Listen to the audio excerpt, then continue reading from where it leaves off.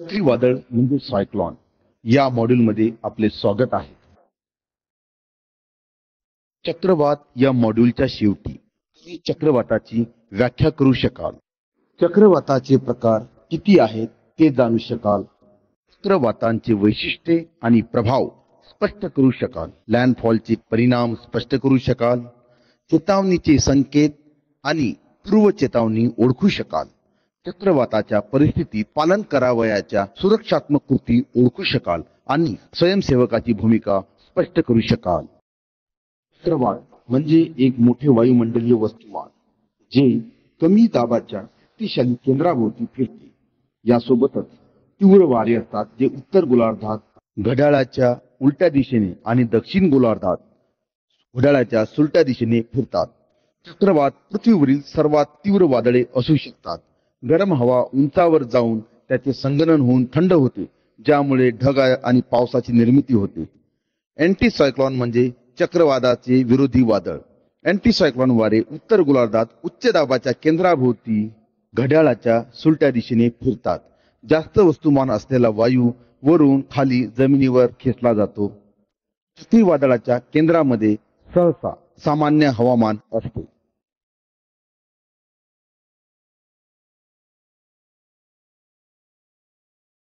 चक्रीवादळाची संबंधित संज्ञांमध्ये चक्रवातांचे डोळे, ज्याला आय म्हणतात, आणि फ्रंट समाविष्ट आहे. चक्रवाताचा डोळा म्हणजेच एक कमी दाबाचे क्षेत्र जिथे दाब त्याच्या आजूबाजूच्या तुलनेत सर्वात कमी मोजला जातो. गरम आणि थंड वायू जिथे एकमेकाला स्पर्श करतात त्या सीमेला फ्रंट असे म्हणतात. चला आता चक्रवाताचे विविध प्रकार समजून घेऊया.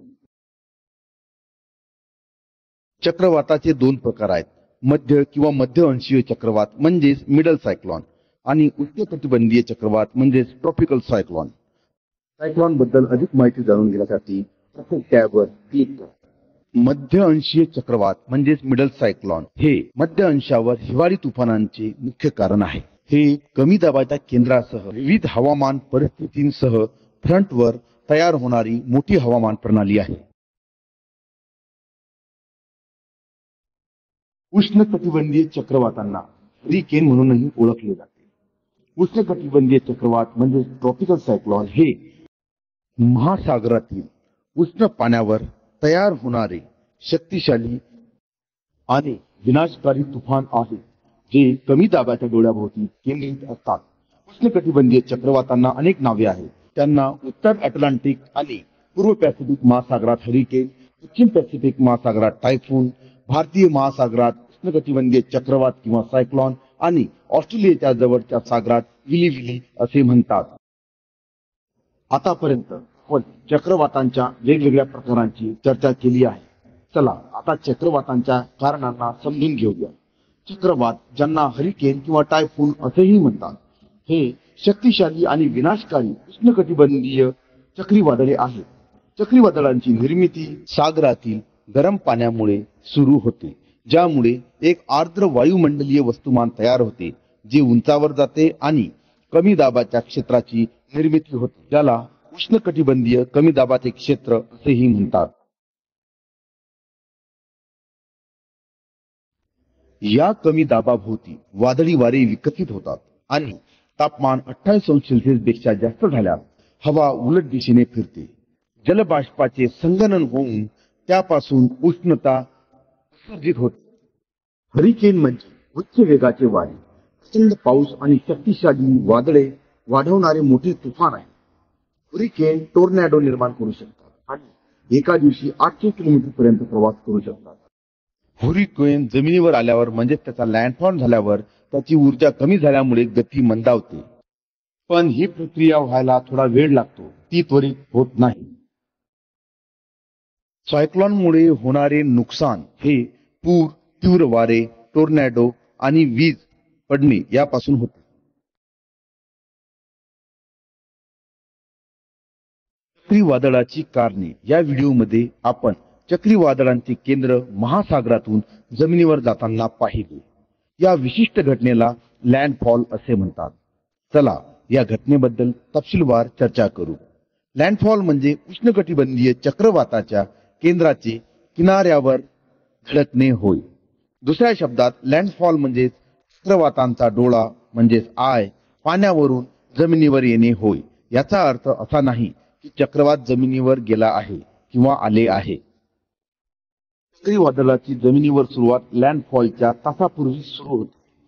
पाऊस आणि धुळीच्या तुफानांना आणत लँडफॉल सहसा तीव्र वारे घेऊन मुसळधार पावसासह समुद्र पातळी वाढवतो. हे शेजारील क्षेत्रामध्ये राहणाऱ्या लोकांना धोका निर्माण करू शकतात. हुरिकेन किंवा चक्रवादळ समुद्र किनाऱ्यावर पोहोचल्याबरोबर त्याची ऊर्जा आणि गती मंदावते. याचे कारण म्हणजेच ते उष्ण महासागराच्या पाण्यापासून मिळणारी ऊर्जा इथे त्याला मिळत नाही. तथापि हे हळूहळू होते, त्वरित होत नाही. आपण आतापर्यंत पाहिले आहे की चक्रीवादळे कसे विनाशकारी असू शकतात, तसेच मालमत्तेस आणि मानवी जीवनास मोठे नुकसान करू शकतात. यावेळी वेळेवर मिळणारी चेतावणी लोकांना मदत करू शकते. प्रभावित क्षेत्रामध्ये आवश्यक उपाययोजना घेतल्यास मालमत्तेची होणारी हानी व जीवितहानीच्या धोक्याला आपण कमी करू शकतो. आता आपण चेतावणीच्या विविध टप्प्यांना समजून घेऊया. चक्रीवादळ संबंधित चेतावण्या राज्य सरकारच्या अधिकाऱ्यांद्वारे 4 टप्प्यांमध्ये दिल्या जातात. ते आहेत pre cyclone watch, cyclone alert, cyclone warning आणि post landfall lookout. Pre cyclone warning म्हणजे पूर्व चक्रवात निरीक्षण 72 तासाआधी दिले जाते. भारतीय महासागर किंवा अरबी समुद्रात चक्रीवातीय अस्थिरतेच्या प्रारंभिक निर्मितीची चेतावणी यामध्ये समाविष्ट असते. चक्रवातीय अस्थिरता उष्णकटिबंधीय चक्रवातात तीव्र होते आणि जवळच्या किनारपट्टीवर विपरीत हवामान बदल अनुभवले जातात. ही प्रारंभिक चेतावणी भारतीय हवामान विभाग IMD द्वारे जारी केली जाते आणि भारत सरकारच्या वरिष्ठ अधिकाऱ्यांना तसेच समुद्री राज्यांच्या मुख्य सचिवांनाही दिली जाते.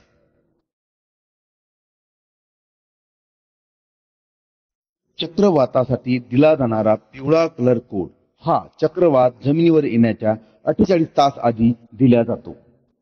ही चक्रीवादळाची प्रारंभिक चेतावणी असते.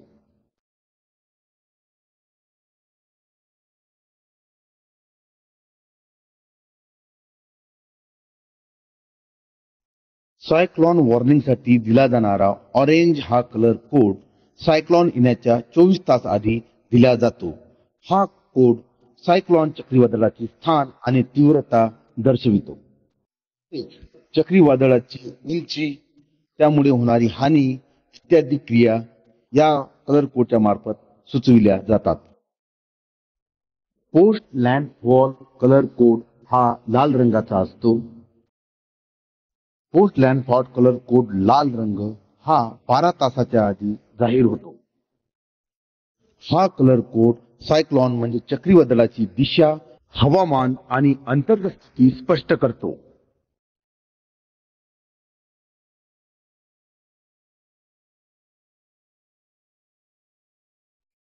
आतापर्यंत तुम्ही चक्रवात, त्याचे प्रकार, चक्रवाताची कारणे आणि 4 टप्प्यांच्या चेतावण्या शिकले आहात. आता आपण एक कृती कार्यक्रम घेऊया, ज्यामध्ये तुमची समजून घेण्याच्या क्षमतेची तपासणी केली जाईल. प्रत्येक दिलेल्या परिभाषेसह योग्यतेनुसार जोडी जुळवा. परिभाषेसह जोडी जुळवण्यासाठी टर्म ड्रॅग करा आणि ते संबंधित स्लॉटमध्ये ड्रॉप करा. त्यानंतर सबमिटवर क्लिक करा.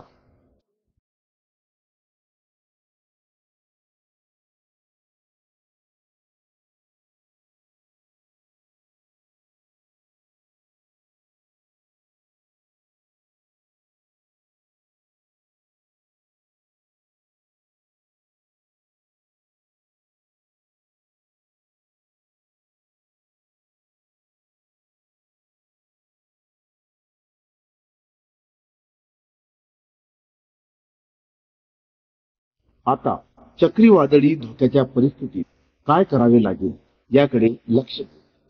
काय करावे लागेल हे 4 टप्प्यात विभागले जाते. यामध्ये चक्रवाताच्या हंगामापूर्वी लगेच उपाययोजना, चक्रवात अलर्ट आणि चेतावण्या दिल्यावर उपाययोजना, तसेच जेव्हा स्थान सोडण्यासाठी आदेश दिले जातात तेव्हा उपाययोजना समाविष्ट आहेत. अधिक जाणण्यासाठी प्रत्येक स्टेजवर क्लिक करा. चक्रीवादळाच्या आगमनापूर्वी या मार्गदर्शक तत्वांचे पालन करा. घराची तपासणी करा. तुटलेल्या टाईल्स सुरक्षित करा. तसेच दरवाजे व खिडक्यांची दुरुस्ती करा. घराच्या जवळील मृत झाडे व शाखा काढून टाका. तसेच सुट्या वस्तू, हलणाऱ्या वस्तू या सर्वांचे व्यवस्थित व्यवस्थापन करा. मोडकळीस आलेली घरे धाराशाही करा. दरवाजे व खिडक्याला लावलेल्या काचा तुटल्यामुळे होणाऱ्या इजेपासून वाचण्यासाठी घरी लाकडांच्या पाट्या किंवा ताट्या ठेवा. तसेच सोबत कंदील व टॉर्च ठेवा.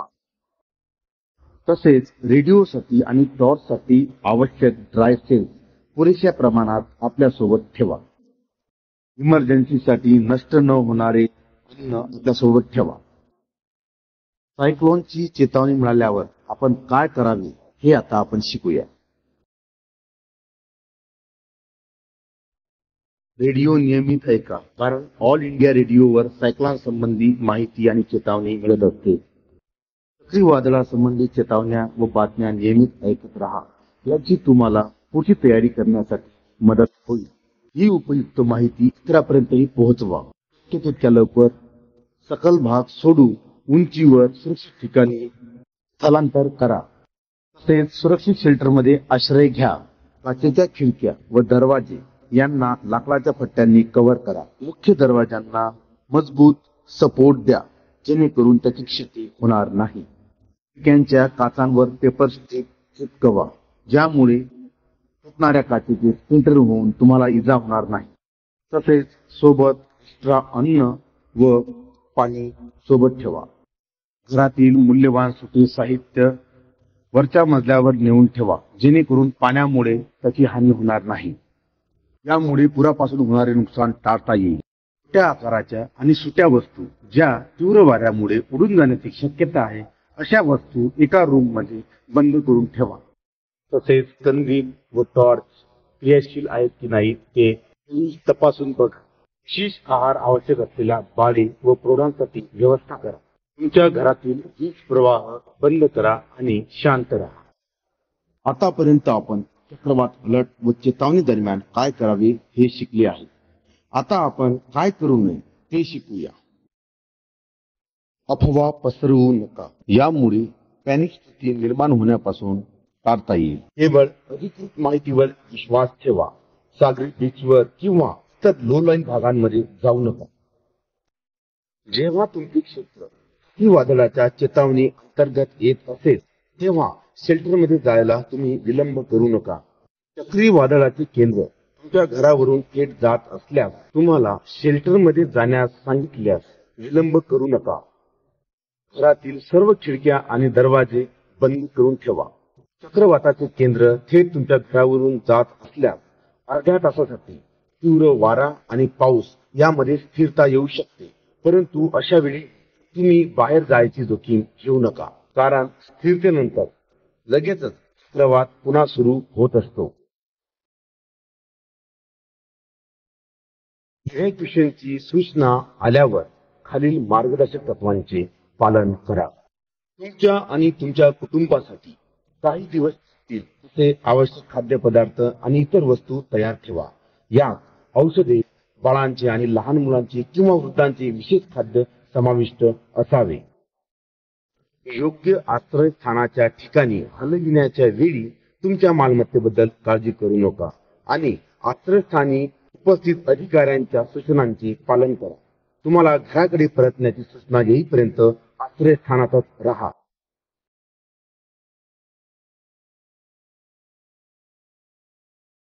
चक्रवातानंतर घेण्यात येणारी काळजी.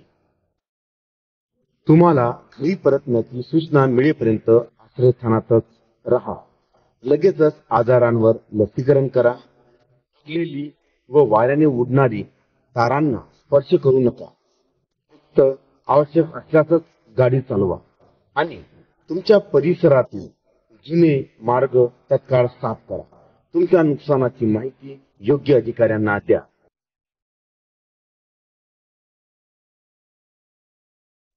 आता आपण चक्रवाताच्या घटनेत स्वयंसेवकांची काय भूमिका असते ते पाहूया. स्वयंसेवक स्वच्छ पाणी आणि अस्थायी खाद्य वितरणात सक्रियपणे भाग घेऊ शकतात. ते घरातील माती साफ करण्यात आणि उद्ध्वस्त घरांमध्ये सफाई करण्यात मदत करू शकतात. ते पडलेली झाडे आणि इतर कचरा काढण्यासही मदत करू शकतात. स्वयंसेवक मूलभूत सुविधांच्या उभारणीमध्ये सरकारच्या विभागांना सहाय्य करू शकतात आणि तात्कालिक शिबिर व्यवस्थापनात सक्रियपणे सहभाग घेऊ शकतात.